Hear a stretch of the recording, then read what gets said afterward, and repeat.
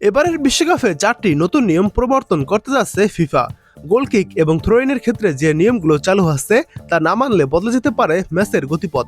এমনকি কঠোর করা হয়েছে মাঠে প্রতিপক্ষের সঙ্গে কথা বলার নিয়মও। বিশ্বকাপে চালু হতে যাওয়া এই নতুন নিয়মগুলোর মধ্যে আগে কয়েকটি প্রয়োগ করা হলেও এবার বেড়েছে তার পরিধি। আসন্ন ফিফা বিশ্বকাপে যে নতুন নিয়ম যুক্ত করা হবে তার আবাস লম্বা সময় ধরেই ছিল। পরীক্ষামূলকভাবে বিভিন্ন টুর্নামেন্টে তা প্রয়োগ করে আসছিল আন্তর্জাতিক ফুটবল অ্যাসোসিয়েশন বোর্ড। অবশেষে সেখান থেকে 4টি বিষয় চূড়ান্ত করেছে আইএফবি। এর মধ্যে 2টি নিয়ম আগে থেকে চালু থাকলেও এবার একটি ক্ষেত্রে বাড়ানো হয়েছে এর পরিধি, আরও একটি করা হয়েছে বাধ্যতামূলক।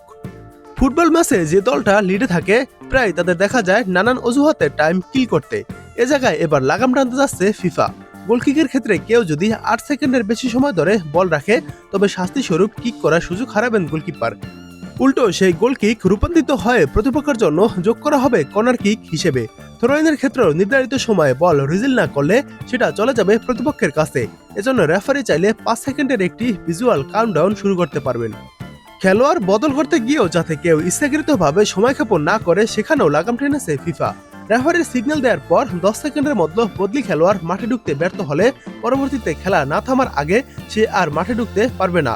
খেলা যদি 1 মিনিটের মধ্যে থেমে যায় তাও না, এজন্য তাকে মিনিমাম 1 মিনিট অপেক্ষা করতে হবে। অন্যদিকে যা রিপ্লেস করা হবে তাকে ঠিকই তখন বেড়ে যেতে হবে দ্রুত। আসন্ন বিশ্বকাপে ভিডিও অ্যাসিস্ট্যান্ট রেফারিং এর পরিধি বাড়িয়েছে ফিফা। এর আগে গোল, পেনাল্টি এবং সরাসরি লাল কার্ড দেখানোর মতো সেন্সিটিভ বিষয়গুলো ভারের মাধ্যমে চেক করা হলেও এবার দ্বিতীয় হলুদ কার্ড দেখানোর ক্ষেত্রেও রেফারি চাইলে ভিএআর এর সাহায্য নিতে পারেন।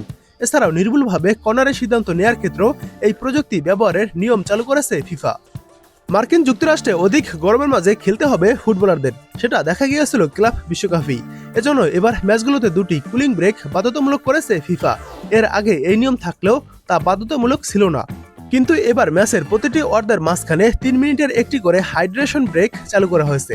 ঠান্ডা এমনকি বৃষ্টির মাঝে খেলা হলেও বাধ্যতামূলকভাবে এই হাইড্রেশন ব্রেক দেয়া হবে। আসন্ন বিশ্বকাপে চতুর্থ অর্থাৎ সর্বশেষ সংযুক্ত নিয়ম হলো ডেকে কথা না বলা। প্রায় লক্ষ্য করা যায় ফুটবলাররা প্রতিপক্ষের সঙ্গে মুখ ডেকে ইন্টারঅ্যাকশন করেছেন, কিন্তু তারা এর মধ্য দিয়ে কোনো বৈষম্য সরাচ্ছেন কিনা তা বুঝতেই এই নিয়ম ফিফার। মুখ ডেকে কথা বলার সময় কোনো ফুটবলার যদি বর্ণ বৈষম্যমূলক আচরণ করেন তবে তাকে রেফারি লাল কার্ড পর্যন্ত দেখাতে পারবেন।